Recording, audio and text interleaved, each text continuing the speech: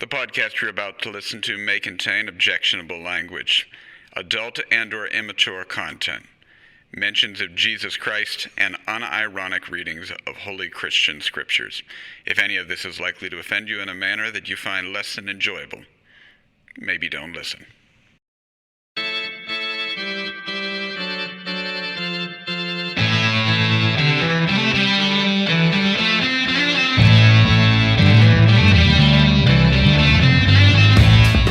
Hi, I'm Pastor Bob Schaefer. And I'm Pastor Eric Damon. Thanks for joining us.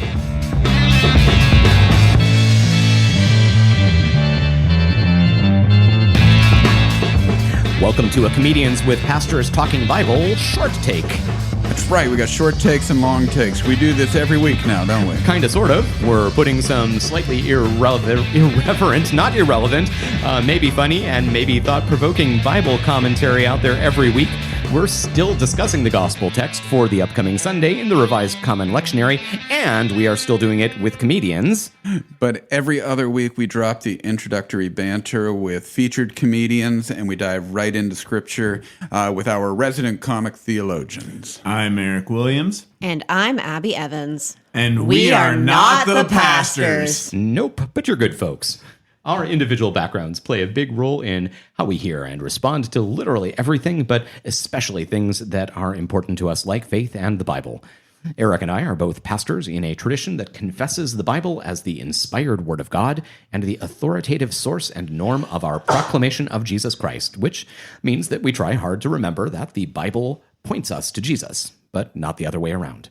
And we still approach the Scriptures with great respect. We view them as the ruler against which all things are measured.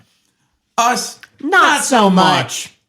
But you've both been respectful, sometimes insightful, and always funny. So thanks for agreeing to be regular contributors this season. Regular contributors this season. Thank you. Thank you. What are we talking about this week, Bob? I'll tell you what we're talking about. We're talking about the fourth Sunday in Lent and the prodigal son. So we are turning to the Gospel of Luke, chapter 15. How many Sundays are there in Lent? There are 6 if you count the Palm Sunday, Passion Sunday as the 6th Sunday of Lent. True fact, Sundays in Lent do not count for your Lenten discipline either. Yeah, you get to break your Lenten fast I'm fully aware on Sunday. of this little loophole. So wait, you're telling me that Palm Sunday is also called Passion Sunday? Yes, it is. Mm-hmm. I thought the Bible was typically against masturbation. Different we are understanding of reading passion. Think Mel Gibson Passion. Oh wait, so it's racist towards Jewish people? Possibly. Sure. Some difficult if you stuff in there. read it with your eyes squinted, it's and actually sometimes not so squinted. The text has been misused. We'll just leave it that way. Wait, you're telling me that biblical text was misused, not for the purpose was originally intended? It's shocking. Can you believe anybody would ever do that? I have never heard of such a thing. It's not like that's a reason that there is a large anti-theological movement against a large amount of theology. So does anybody want to hear a Bible reading? Yes, let's please. hear it. Yes. This is from the Gospel of Luke, where Jesus tells a parable about a son who ponders his father's love only after he has spurned it. The grace he receives is beyond his hopes. The same grace is a crisis for an older brother who believes that it is his obedience that earned him his place in his father's house. What we're going to do is we're going to read part of this reading up front. We're going to talk about it for a little bit, and then if we have time, we're going to come back to the back half of the reading. So we begin. Now all the tax collectors and sinners were coming near to Jesus, and the Pharisees and the scribes were grumbling and saying, "This fellow welcomes sinners and eats with them." So he told them a parable. There was a man who had 2 sons. The younger of them said to his father, "Father, give me the share of the property that will belong to me." So he divided his property between them. A few days later, the younger son gathered all he had and traveled to a distant country, and there he squandered his property in dissolute living. When he had spent everything, a severe famine took place throughout that country, and he began to be in need. So he went and hired himself out to one of the citizens of that country, who sent him to his fields to feed the pigs. He would have gladly filled himself with the pods the pigs were eating, and no one gave him anything. But when he came to himself, he said, "How many of my father's hired hands have bread enough and to spare? But here I am dying of hunger. I will get up and go to my father, and I will say to him, 'Father, I have sinned against heaven and before you. I am no longer worthy to be called your son. Treat me like one of your hired hands.' So he set off and went to his father. But while he was still far off, his father saw him and was filled with compassion. He ran and put his arms around him and kissed him. Then the son said to him, 'Father, I have sinned against heaven and before you. I am not any longer worthy to be called your son.' But the father said to the slaves, 'Quickly, bring out a robe, the best one, and put it on him. Put a ring on his finger and sandals on his feet, and get the fatted calf and kill it, and let us eat and celebrate, for this son of mine was dead and is alive again. He was lost and is found.' And they began to celebrate." And we stop there. Well, there's still a whole second half of this gospel reading, but I find that first half tends to be the part that sticks in people's minds when they think of the prodigal son or prodigal father, as folks have tried to take to popularize calling it. I don't think anybody really calls it the prodigal father, but it is the father that is prodigious in this. Yeah, we're going to have to unpack that word, because people know that word, I think, as a name, but I think that they don't know what this word prodigal means. I think they understand that to mean like a runaway or something like that. That means being really good at something at a young age, right? Yeah, I mean, it's like related to prodigy and prodigious and same roots. Excessive, like that abundance. 1970s mini series that LeVar Burton starred in. Yes. No. I'm sorry. I was going through Reading Rainbow and Star Trek, and so it is connected to this idea of being extravagant in the extreme. To the point of almost being kind of questionably so. And so it is the son is not the one that's doing anything that's generous, extravagant, overdoing. The father first agreed to this absurd idea that before I die, I'm going to give you the inheritance that you're going to have, which is, ridiculous. The father is still there living off of his own That's means. Premature inheritance. Yeah. This is kind of the son saying, effectively, Dad, drop dead. I want the money now, old man. Fork it over. And the dad says, okay. And the son leaves, and everything goes wrong. And the son comes back, and the dad throws a party. But it doesn't just go wrong either. Yeah. I mean, he makes it wrong. This is his prodigality. Is that I'm doing the big air quotes now. Dissolute living. I mean, Jesus leaves it to your imagination to think about. What are the wild and extravagant ways that this young man just blows through an entire half of his father's wealth in just a matter of weeks, months, short time here. Dissolute living. Dissolute. That's perfectly clear. We all know exactly what he did. Yep. Living without solution? Being that's right. bad at math problems? Maybe too much of certain solutions. So yes, but then it leads to this party. Yeah. As you were saying. And this is, we have the break in here because I want us to keep in our back pocket that something else is going to happen, because in the popular mind consciousness of this story, that's it. There's only this son who goes out, is wasteful, and should be punished, but instead gets a party. And this is the entire story. It is about the father's ridiculous generosity to this one pretty miserable part of a son. And that is not the entirety of the story, but it's where we are right now, which I guess the question comes to, to me, the point when he's sitting with the pigs is what in recovery circles you'd call hitting rock bottom. And is there a way we can make rock bottom less bottom in our lives? Is where I get with this. Because you don't ever turn around until you're at rock bottom. But can you make rock bottom the point where you realize that this is going wrong? Move to somewhere that's higher above sea level? That would... what can... as the church, we're supposed to be preaching to turn around and go the right way. That's repentance. Do we need folks to reach a rock bottom point before they can realize that, or is there a way that life can remain relatively comfortable and recognize it? And I ask that as a true question, not a gotcha, because it seems to me that a lot of the 12-step programs in our basements are doing a better job of preaching the gospel than we are up in the sanctuary. And so maybe you do have to reach a rock bottom. But the hope is we don't need to let all of our people go that bad before you can recognize what's wrong.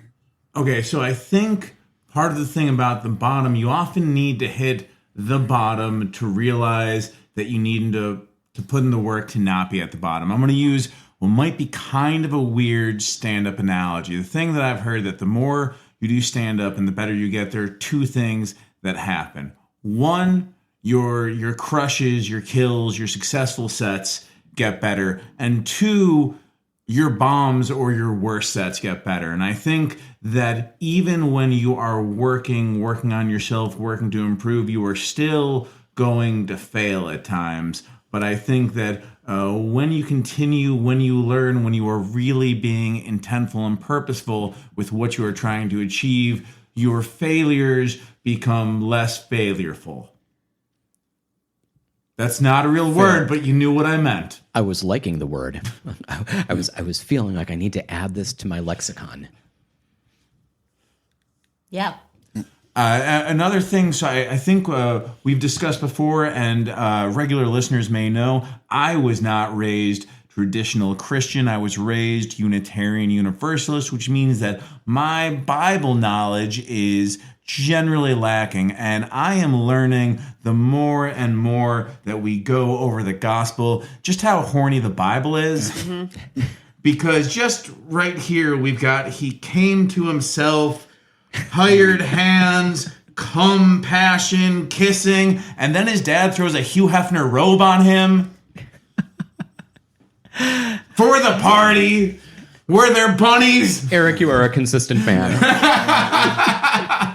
So there are a couple of little interpretive points here that I think are often lifted up helpfully. One is just the nature of feeding the pigs, that for a Jewish audience, that this really would be a pretty terrible thing, that these are ritually unclean animals, and you're not even presented with eating them. It's I'd like to eat their food, but I'm not even allowed that. The other little interpretive part to be aware of that's often raised is about the raising of the skirts. The father coming running, that this is when you are wearing a long robe of any kind, that to be able to run at speed, you are having to hike that thing up, and running is generally beneath the dignity of men my age anyhow, but it is, Eric notwithstanding, who's good at it, but if you were running in a robe, you would have to hike that thing up and run in a really undignified kind of a way. I mean, you'd have to make your dick shake. Yeah. And any of us who wear robes professionally understand the danger of, that's a thing that you typically only women understand, is having the long dress. Mm-hmm. But when you wear your alb and your chasuble and all, the danger of falling down while trying to run up and down stairs is a well-known risk. Getting up from kneeling at the altar for communion, I stepped on the hem on the back, and I did big arm circles for about 10 seconds. Did not fall on my butt, but very close to. So yeah, I mean, this father is when you look at the extravagance of his welcome for his son, it goes so far as to, I'm not going to let this boy come back to me. I'm going to run out there and utterly humiliate myself. Some of the commentaries even talk about that this was probably the talk of the town, and not in a good way for a respectable man to have, first of all, made such a dumb decision with his finances, and then to welcome this kid back in such a way that is so utterly beneath his dignity.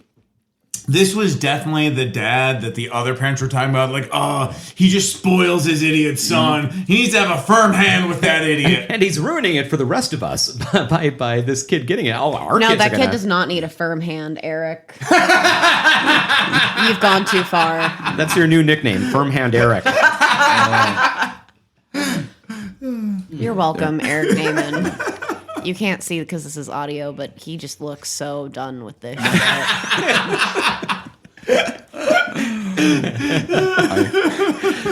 We hope, dear listener, that you are not. Hang in there with us. We've discussed the prodigal son, if we're going to use that word. There is another son in this story, though. If you'd like to let us know what's going on with this other child. Wait, you're telling me there's another son that isn't being mentioned in the story? Again, things that have never happened before. Well, not relatable to any second children ever. I would be glad to share that. Now his elder son was in the field, and when he came and approached the house, he heard music and dancing. He called one of the slaves and asked what was going on. He replied, "Your brother has come, and your father has killed the fatted calf because he has got him back safe and sound." Then he became angry and refused to go in.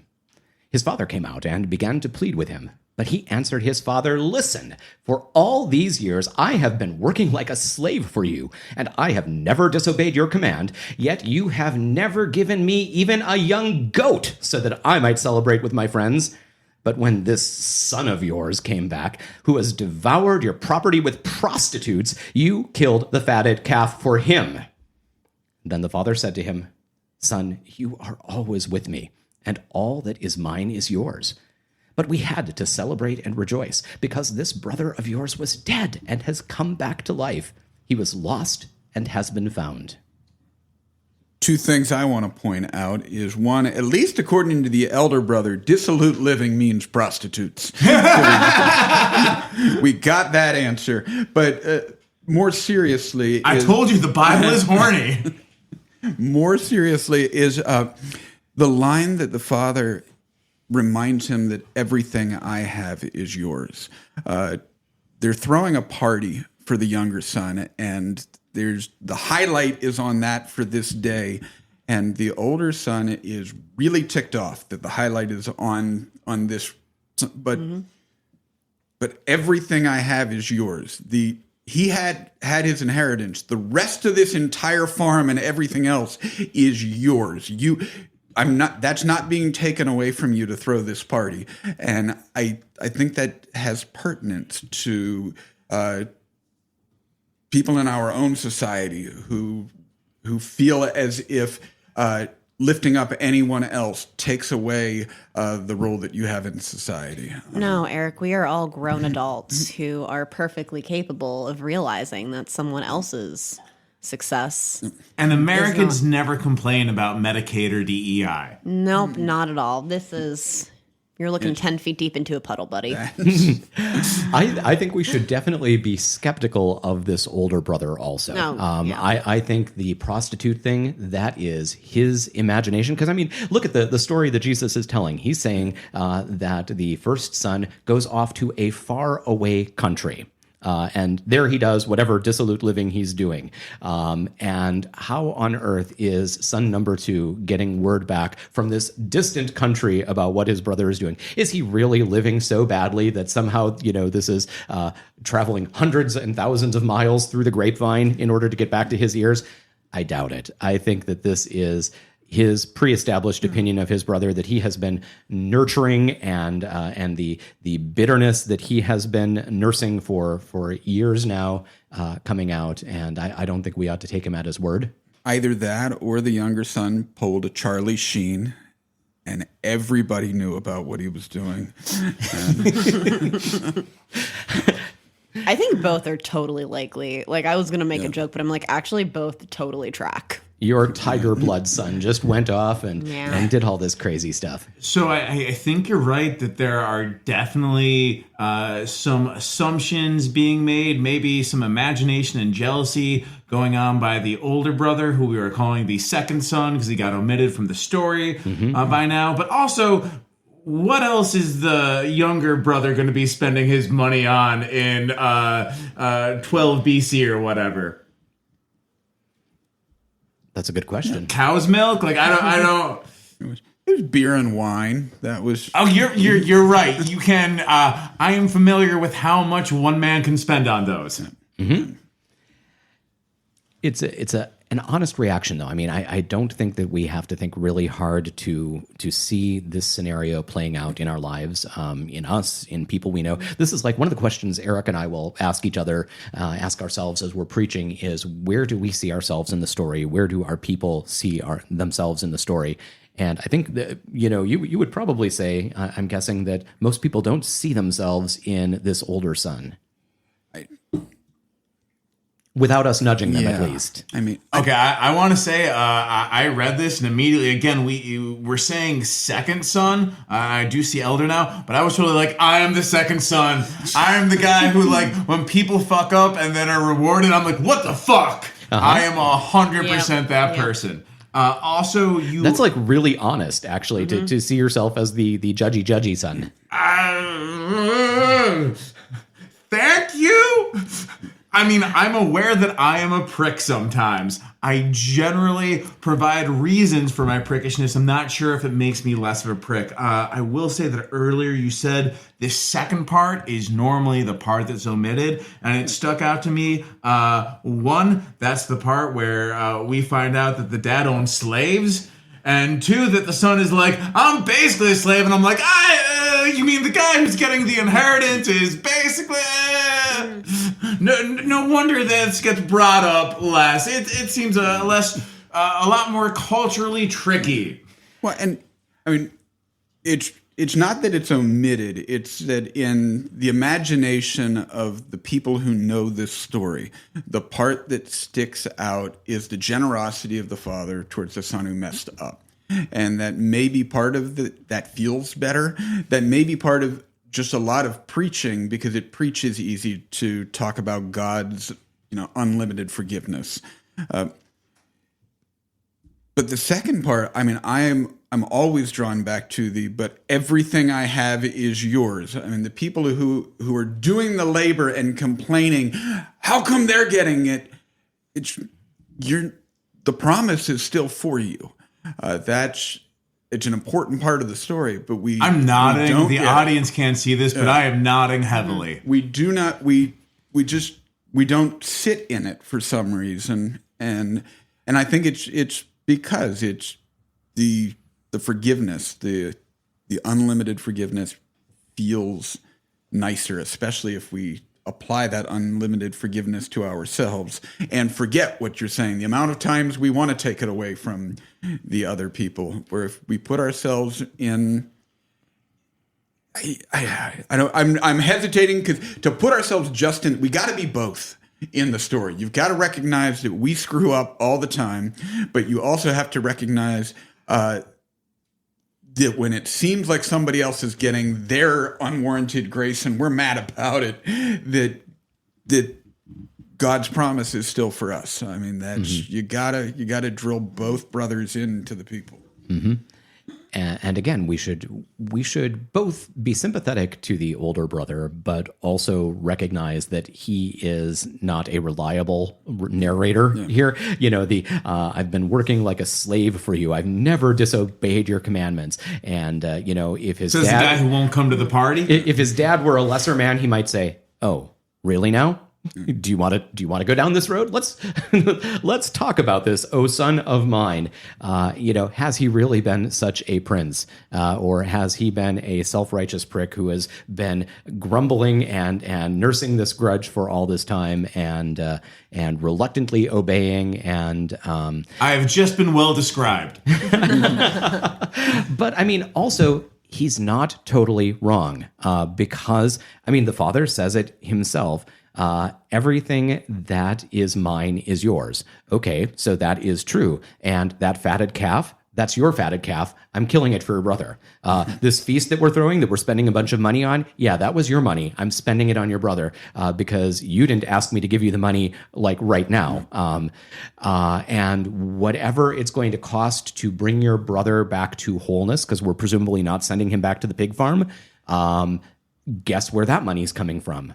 Yeah, it's also yours. I mean, he's not wrong in his sense that this is going to end up being a certain amount of taking away of his fortunes, because it is kind of a zero something. And this is maybe where the parable breaks down, right? Is that God's love is not a zero sum, but you can't put that in a parable.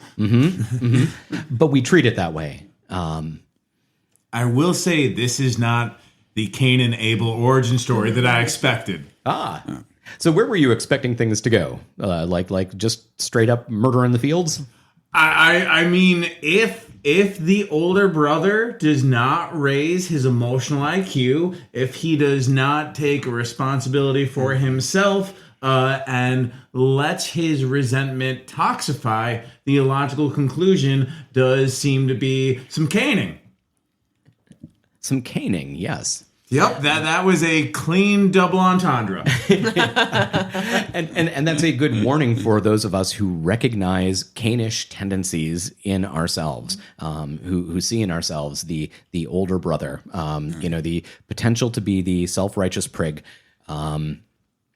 that we need to be able to be humble and honest.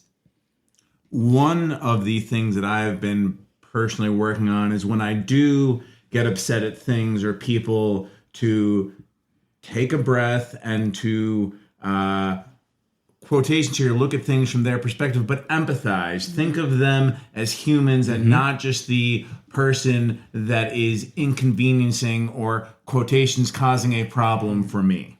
I had a little bit of a dialogue with a friend online who had posted a laughing emoji on Facebook to something that I felt pretty strongly about. I've been fairly vocal on Facebook lately, and it upset me to see that. You're talking about the price of eggs, right? Yes, among many other things. And in that conversation, I had invited my friend to, look, you know me, so try to, from what you know, get in my head, get in my heart. Why do you think that I'm writing the things that I'm writing? Like really, truly, not just, something smart, but why do you think I'm doing that? I was a little disappointed that my offer was declined. But I think that question of empathy, of being able to be curious about another person's motives, to be willing to get into their heads and their hearts a little bit, I think that helps. It's one of the only things that does help. I think what's interesting with the son, the younger son, is that it's not just a case of look at it from their perspective. Whether or not it's prostitution, we know dissolute living. We know he did the bad thing. He blew all the money. He did the bad thing, to which, and yet instead of saying, well, you have to be punished, you have to be held to account, the important task is to make him whole again. And in a divided society, whichever place we put ourselves, it may be of importance to recognize that the becoming whole again is the important thing, not you have to admit that you did the bad thing or you have to be held accountable for it. It's what does it take to make this whole again? I think the call to curious empathy for the older son is not necessarily to empathize with his brother, but to get into his father's head, to see his father's heart. I like that enough for us to just end there as we approach it. What does it take to get to see it from the Father's perspective? As long as we assume the Father's God in this one, that's a perspective to have. Sounds good to me. We'll leave it there. So, guys, what do you guys have coming up? You can follow me on Instagram at It's Abby E, and also on TikTok at It's Abby E. Comical E-dubs on Instagram. On 3/29, I will be at Ernie B's in Etna, 345 Butler, his rock and roll barbershop where Marcus Cox is headlining. And then 4/19, I will be at Death Comes Lifting at Allentown with Shannon Norman headlining. Eric Damon, you got anything coming up other than Easter? I don't know this far ahead. We've got Easter coming up, though. That's probably going to keep me pretty busy at that point in time.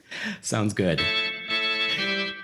So that is everything for us today. Thanks to everybody out there who is still listening. You know how offended we are. No, we're not offended. We're sorry if you're offended that you're listening. Why would you do that? Well, we can't even form sentences. But look, you're here, so do us a favor. Be sure to subscribe to CPTB, all the places where you get your podcasts. Share it with your friends, your family, your pastors, anyone you think might enjoy the thing. And even people who won't enjoy it. We need the listeners. Not picky at all over here, so we'll be back next week with some featured comics that we get to know and see how they approach the gospel text. Until then, may the Holy Spirit do her thing in your life.